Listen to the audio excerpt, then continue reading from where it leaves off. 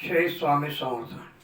सज्जनो, गेल्या गुरुवारी आपण मातृका आणि मातृकांचं महत्त्वाच्या सोबत आपल्याला 3.5 शक्तिपीठे कशा पद्धतीने मिळाली हे आपण समजून घेतलं. परंतु ही 3.5 शक्तिपीठं संपूर्ण विश्वात फक्त हिंदू धर्म प्रणाली आणि हिंदू धर्म प्रचार प्रसार या क्षेत्रातच मान्यता पावलेली आहे. सर्व धर्म परिसरात त्याचा एक देवता या स्वरूपात त्याच्याकडे लक्ष दिलं जातं, बघितलं जातं. परंतु ही 3.5 शक्तिपीठं जेव्हा निर्माण झाली त्याच वेळेस आणखीन एक शक्तिपीठ निर्माण झालेलं होतं आणि त्या शक्तिपीठाच्या बाबतीत आपण रोज त्याच्याशी निगडीत असून सुद्धा त्या बाबतीत आपण अनभिज्ञ आहोत. रोज त्या ठिकाणी आपण त्या कार्य करतो आहोत, परंतु आपल्याला त्याच्याविषयी पूर्णत्वाची माहिती नाही. आणि म्हणून करता आज आपल्याला त्या विषयावरती चर्चा करून मग पुढच्या आपल्या नेहमीच्या व्हिडिओंकडे लक्ष देणं गरजेचं आहे. तर 3.5 शक्तिपीठाच्या पलीकडचं आणखीन एक विश्वशक्ती शांतीपीठ. आता हा जो शब्द आहे, हा शब्द अनेक धर्मग्रंथांमध्ये आपल्याला मिळून येणार नाही. कारण तिसरं शक्तिपीठ जे निर्माण झालं, विश्वशक्तीपीठ, हे मुळातच कलियुगात आता जवळजवळ 600-700 वर्षापूर्वी निर्माण झालेलं आहे. आणि त्यामुळे त्याची महती आपल्याला जुन्या धर्मग्रंथांमध्ये सापडणं शक्य आहे. आणि म्हणून करता त्याचा मागोवा घेत असताना आपल्याला काही गोष्टीचा विचार अगोदर करावा लागणार आहे.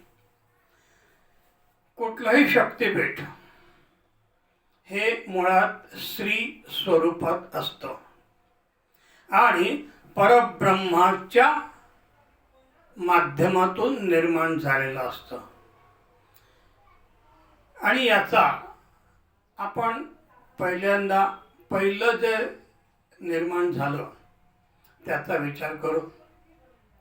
समुद्र मंथन झालं, अमृत बाहेर आलं आणि अमृताचा वापर फक्त देवलोकांसाठी व्हावा, असुरांनी त्याच्यापासून लांब राहावं म्हणून करता विष्णूने पहिलं स्त्री रूप घेतलं, मोहिनी अवतार. त्यालाच मोहमाया पण आपण मागच्या वेळा बघितलं, ते सांगितलं तुम्हाला. ते मोहिनी रूप आणि त्या मोहिनी रूपाच्या माध्यमातून त्या देवलोकांना ते अमृत पोहोचवलं गेलं. पण तरीसुद्धा राक्षसांमध्ये काही चाणक्य लोक सुद्धा होती, चाणक्य होती. त्या 2 लोकांनी ते जाणलं आणि वेश पालटून ते देवांच्या पंक्तीत येऊन बसले. त्यांनाही अमृत मिळालं, ते अमर झाले आणि त्याचे फळ आपण आज राहू आणि केतूच्या माध्यमातून भोगतो आहे. विचार करा बंधूंनो, सगळ्यांना जर त्या ठिकाणी अमृत मिळालं असतं तर विश्वात सगळीकडे राक्षसच राहिले असते. आणि म्हणून करता जगाच्या कल्याणासाठी मोहिनी रूप घेतलं, परंतु ते स्थिर नाही केलं. कारण ते स्थिर करण्याची शक्यता फारच त्या ठिकाणी लांबलेली होती. कारण विष्णूला इतर अवतारांना कार्य घेण्यासाठी त्यांना रस्ता मोकळा ठेवणं गरजेचं होता. आणि म्हणून करता आईसाहेबांनी ते युद्ध पुकारलं, ते सगळं तुम्हाला माहीत आहे. त्यानंतर दुसरा स्त्री स्वरूपाचा परब्रह्माच्या माध्यमातून आलेला अवतार हा श्रीकृष्ण अवतारात आला. आता या श्रीकृष्ण अवतारापासून मागे जेवढेही अवतार झाले, त्या अवतारामध्ये कुठेही त्या परब्रह्माने स्त्री रूप अवतार घेतल्याची नोंद नाही. पण श्रीकृष्णाच्या अवतारात आहे. पांडवांचं अज्ञातवास शेवटचं पर्व सुरू होतं. कौरवांना त्यांना उघडं करण्याची घाई होती आणि अशा त्या परिस्थितीमध्ये श्रीकृष्ण पांडवांच्या पाठीशी उभे होते. नानाविध प्रकारे कार्य करून त्यांना कशा पद्धतीने मैदानात आणता येईल याचा कौरव पांडव विचार करत असताना त्यांनी एक शक्ती लढवली. 1000 ऋषीमुनींना प्रवृत्त केलं आणि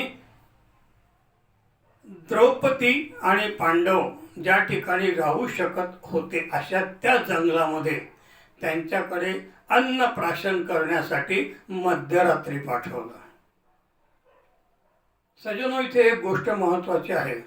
आपण नेहमी म्हणतो की संन्यासी रात्री 12 वाजेनंतर जेवण करत नाहीत, परंतु हे संन्यासी नव्हते, हे ऋषी होते, विवाहित होते आणि त्यामुळे त्यांच्यावरती जेवणाचं सूर्यास्तानंतरचं जेवण ही वगैरे बंधनं नव्हती आणि म्हणून त्या ठिकाणी ते तयार झालेत. आणि ही गोष्ट श्रीकृष्णाला त्याच मिनिटाला जाणवली आणि मग याचं एक फार चांगलं 2 ओळीमध्ये खूप सुंदर वाक्यरचना आणि खूप चांगल्या पद्धतीने दिलेलं आहे आणि ते म्हणजे विष्णू सहस्रनाम आणि ते व्यंकटेश स्तोत्र याच्यामध्ये याचं खूप सुंदर 2च शब्द 2च ओळीमध्ये उदाहरण दिलेलं आहे.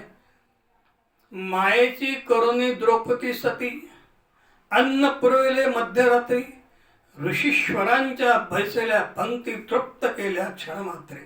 एकाच क्षणात सगळं झालं. अन्नही झालं, ऋषी म्हणून जेवले, स्वयंपाकही झाला आणि मध्यरात्री त्यांच्या इच्छाही पूर्ण झाल्या एका क्षणात. काय भाग्यवान होते ते ऋषी. प्रत्यक्ष परब्रह्माच्या हातून त्यांना जेवण मध्यरात्री मिळालं होतं. याहून भाग्य ते कोणतं असावं. पण विचारसरणी खूप वेगळी होती आणि त्यावेळेस श्रीकृष्णाने जो अवतार घेतला तो आपल्या बहिणीच्या स्वरूपातला अवतार. तिला बिचारीला कल्पनाच नव्हती पुढे काय झालं ते. ती तिच्या रोजच्या श्रीकृष्णाच्या नामस्मरण चिंतनामध्ये गुंग होती. तिला माहितीच नव्हतं बाहेर काय चाललंय. पण श्रीकृष्णाने त्या ठिकाणी तो परब्रह्म स्वरूपात होते ते स्वतः आणि त्या ठिकाणी त्यांनी तो अवतार घेतला. त्यानंतर तोही स्थिर झाला नाही, केला नाही. पण 3रा अवतार परब्रह्म स्वरूपातला आणि त्यातून निर्माण झालेलं हे विश्वशक्तीपीठ, हे महत्त्वाचं आहे, आपल्याला समजून घ्यायचं आहे. कारण आपण रोज त्याच्याशी निगडीत आहोत. सकाळ दुपार संध्याकाळ 24 तास. आपल्याजवळ स्वामी चरित्र, स्वामींची बखर आणि स्वामींशी निगडीत असलेले अनेक प्रकारचे ग्रंथ जे कलियुगात गेल्या 600-700 वर्षात निर्माण झालेले आहेत. त्यामुळे त्यांचा मागोवा जुन्या ग्रंथामध्ये सापडत नाही. पण याचा जर विचार केला, स्वामी महाराजांकडे किती आणि कोणत्या प्रकारची लोक येऊन गेली, तर एक ओळ त्या ठिकाणी आपल्याला निश्चितपणे सगळ्यांना माहिती आहे. 3 खुर्च्या आणोनी बाहेरी मांडा म्हणती, एके हारी दोघाशी दोहोरी बैसून तिसरी होरी आपण बैसले. 3 खुर्च्या सेवकांना आणायला सांगितल्या होत्या. 2 त्यांच्यासाठी, एक आपल्यासाठी. ते पारशी होते, ख्रिश्चन होते, हिंदू धर्माच्या पलीकडचे असते.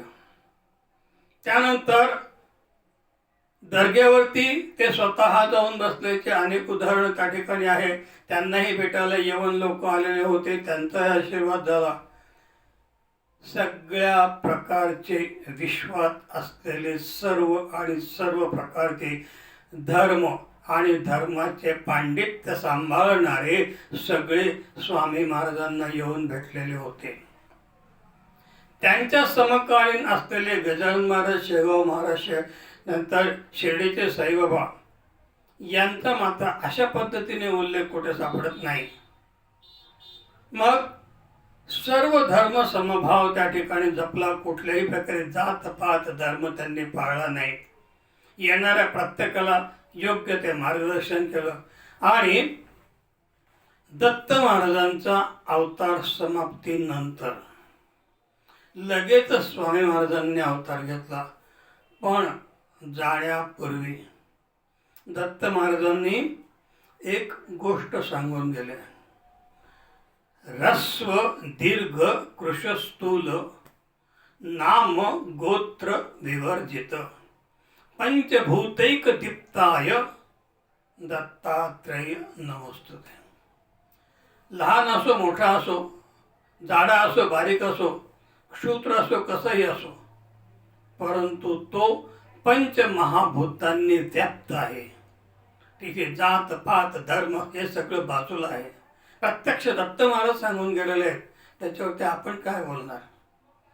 तर अशा पद्धतीने मग त्या ठिकाणी दत्त महाराजांनी ते कार्य सुरू केलं. स्वामी महाराजांनी ते पुढे नेण्याचा संकल्प केलेला होता. आणि त्यांच्या अनेक सेवेकऱ्यांमध्ये सर्वश्रेष्ठ सेवेकरी बाळाप्पा. या बाळाप्पासाठी त्यांनी हा तिसरा अवतार घेतला. कुलदेवतेचे दर्शन बाळाप्पा येथेच करीत असे, हे त्यांचे वाक्य आहे. त्या बाळाप्पाला कुलदेवीचं दर्शन त्यांनी त्या ठिकाणी नेलं. आता ही कुलदेवी आपण महाराजांच्या स्वरूपात प्रत्येक ठिकाणी दिसतोय. आपल्याला त्यांचं स्वरूप त्या ठिकाणी दिसतोय, ते आपण रोज बघतोय. परंतु त्याच्या पाठीमागे हे का झालं, कशासाठी हा भाव घेतला, हा मात्र कळणं दुरापास्त झालेलं होतं. आता या सगळ्या गोष्टीमध्ये जर आपण त्या स्त्री रूपातल्या महाराजांकडे जर दृष्टिक्षेप टाकला तर काही गोष्टी आपल्याला घाम सोडतात, घाम फोडतात. बुद्धी काम करायच्या पलीकडे निघून जाते, काम होऊ शकत नाही. जर आपण त्यांच्याकडे एक नजरेने, एक निष्ठ नजरेने बघितलं तर त्यांच्या कपाळावर हळदीचा मरवट भरलेला आहे आणि मधोमध मोठा कुंकाचा टिळा आहे. ते महाकाली रूप आहे,